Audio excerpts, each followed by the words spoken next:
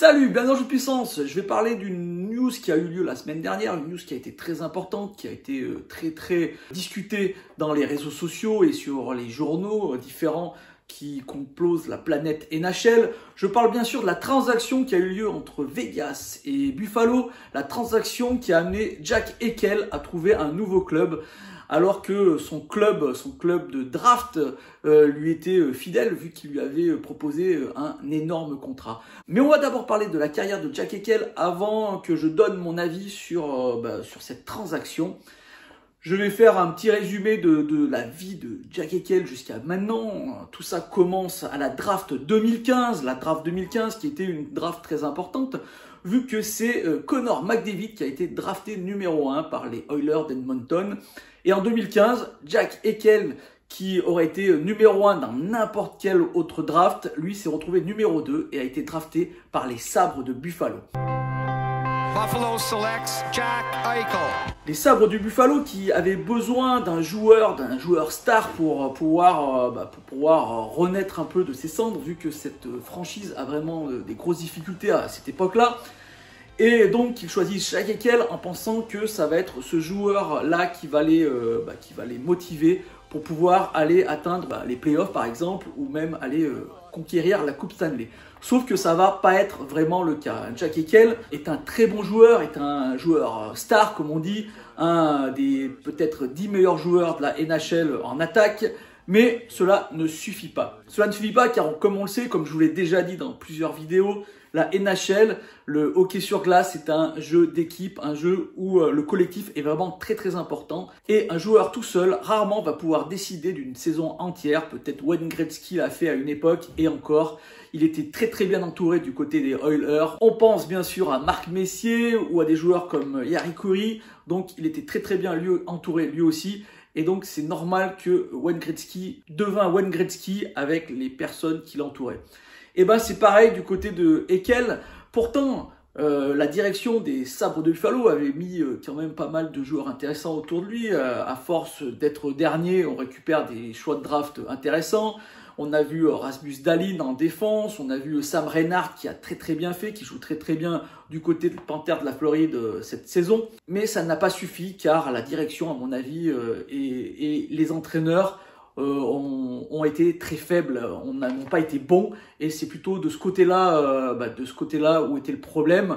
Les joueurs, bien sûr, ont leur responsabilité, hein, c'est eux qui sont sur la glace, mais s'ils ne sont pas bien guidés, là aussi c'est très compliqué dans le hockey sur glace.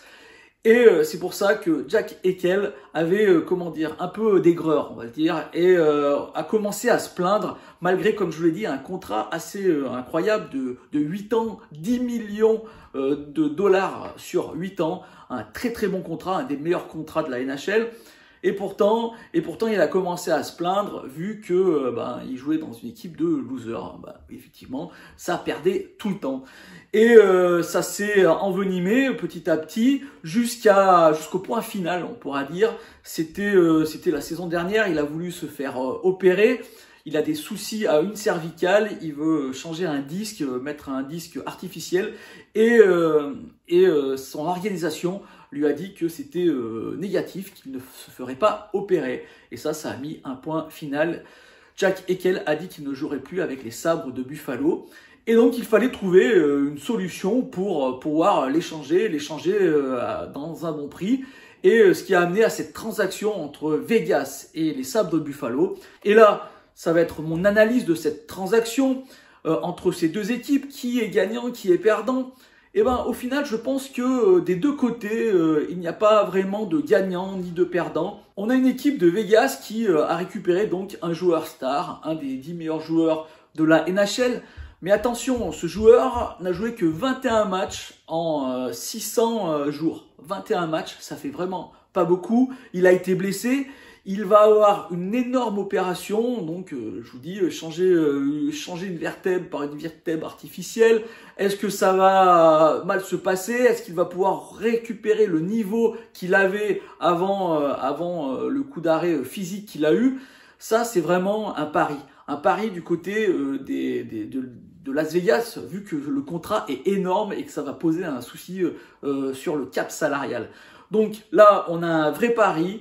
est-ce que Jack Eichel va pouvoir se remettre, va pouvoir redevenir le joueur qu'il était? Ça, c'est une vraie question. Dans tous les cas, je pense que Vegas, eux, n'ont pas de doute là-dessus, sinon ils ne l'auraient pas pris, surtout au prix qu'ils l'ont payé. Et d'ailleurs, on va voir tout de suite qu'il a été très très bien accueilli, Jack Eichel, avec cette petite vidéo.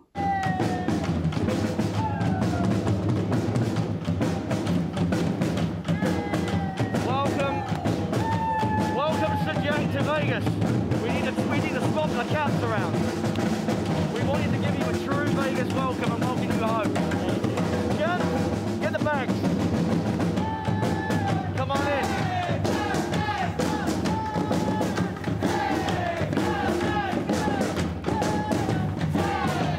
Et les Sabres de Buffalo perdent un joueur star. Mais les Sabres de Buffalo, on a vu, ça marchait pas. Ils ont même donné d'autres joueurs. Moi, quand je vois que Sam Reinhart est parti, c'est quand même le meilleur joueur de la saison dernière. Et ben, on l'a échangé. Donc c'est vraiment étrange. J'avoue que je ne comprends pas trop cette organisation. Je ne comprends pas trop la direction et les gens qui sont là-haut et qui décident. Dans tous les cas, ça va un peu mieux pour les Sabres de Buffalo, alors que toutes les stars sont parties, ça joue un peu mieux. Peut-être qu'il y avait un gros souci du côté du banc et du côté des gardiens aussi. Il y avait des gros soucis du côté des gardiens. Et là, on a remis un peu tout à plat et ça va mieux. Et peut-être qu'au final, cette transaction n'est pas si mal que ça. On a un joueur qui était blessé, qui ne veut plus jouer avec les Sabres. Pourquoi le garder ? Et là, on va récupérer Alex Tuch, qui est un très très bon joueur, un très très bon attaquant, qui peut très bien faire partie d'un top 6, donc dans les 2 premières lignes d'attaque. Donc Alex Tuch, eh ben, c'est pas mal du tout, mais lui aussi il est blessé, alors il va falloir qu'il revienne. Mais il est déjà lui aussi content de jouer avec son équipe, du moins c'est ce qu'il a dit en même temps, il n'allait pas dire le contraire. Et ils ont aussi récupéré Peyton Krebs, un jeune joueur qui a eu des soucis physiques lui aussi. Il s'est abîmé le talon d'Achille, ce qui lui a pas permis de faire ses dernières années dans les clubs écoles correctement. Et là, il avait commencé avec les Golden Knights de Vegas. C'était pas exceptionnel, mais s'il joue comme il avait joué en niveau junior, il peut être vraiment très très important pour cette équipe des Sabres de Buffalo. Ça, on le verra avec le temps, c'est le problème des jeunes. On ne peut pas savoir tout de suite s'ils peuvent donner ce qu'ils donnaient quand ils étaient dans les rangs juniors. Ça, on le verra avec le temps. Mais c'est un bon pari pour les Sabres de Buffalo qui essayent justement de reconstruire encore une fois pour pouvoir aller chercher un playoff un jour, quoi. Avoir une équipe à peu près efficace. Et ils ont aussi récupéré des choix de draft. Attention, c'est pas vraiment des choix de draft exceptionnels parce que ils ont récupéré le premier choix de draft des Golden Knights de Vegas. Mais si ce choix de draft est dans le top 10, donc si c'est les 10 premiers, non, ça sera l'année d'après. Donc ils auront obligatoirement un choix de draft qui sera après le top 10, donc moins intéressant parce que les meilleurs joueurs sont déjà partis lors des 10 premiers choix. En termes de transaction, je trouve que si Eichel redevient le joueur qu'il a été, c'est vraiment un énorme plus pour Vegas. Et je pense que c'est là-dessus que l'organisation a parié pour avoir le Eichel d'avant. Et si on l'a, on peut aller chercher cette Coupe Stanley. Voilà, ils voudraient une sorte de trio exceptionnel, comme on peut le voir à Boston, comme on pouvait le voir du côté de Tampa Bay quand Kucherov n'était pas blessé. Un trio exceptionnel, Mark Stone, Jack Eichel, Max Pacioretty. Pour l'instant, que des joueurs blessés. Mais si une sorte d'osmose réussit à se faire entre ces 3 joueurs et qu'ils sont au niveau où ils ont toujours été, ça peut être vraiment effectivement incroyable. Ça, c'est le pari des Golden Knights de Vegas. Et du côté de Buffalo, là, on essaye de reconstruire. Donc, on est allé chercher un joueur solide, Alex Tuch, un joueur de profondeur, mais qui peut jouer dans le top 6. Un jeune à qui on espère, on peut faire confiance pour l'avenir, qui peut-être pourra récupérer le niveau qu'il avait dans les juniors et des choix de draft, qui sont toujours intéressants pour construire une équipe future. À mon avis, cette transaction n'a pas vraiment de gagnant ou de perdant. Je trouve qu'elle est très équilibrée et que chaque équipe, au final, a réussi à avoir vraiment quelque chose d'intéressant. Donc voilà, une transaction équilibrée. Maintenant, on espère que Jack Eichel, l'opération, ça se passera bien et qu'on le revoit au meilleur de sa forme. Et si c'est le cas, attention à Vegas, ça pourrait être vraiment très très intéressant pour cette équipe. Mais attention, il faudra qu'il se qualifie. Moi, je pense que cette saison, ça va être une saison un peu bizarre pour les Golden Knights de Vegas. Je rappelle que beaucoup de ces joueurs sont blessés à long terme, et c'est les meilleurs joueurs en plus qui sont blessés à long terme. Je ne suis pas sûr, au jour là où je vous parle, je ne suis pas sûr que Vegas va pouvoir se qualifier pour les playoffs. Voilà, j'espère que cette petite vidéo vous a plu, cette petite vidéo d'explication sur la transaction Jack Eichel qui l'a amené de Buffalo à Vegas. Si c'est le cas, n'hésitez pas à me faire un petit like, un petit commentaire ou à la partager.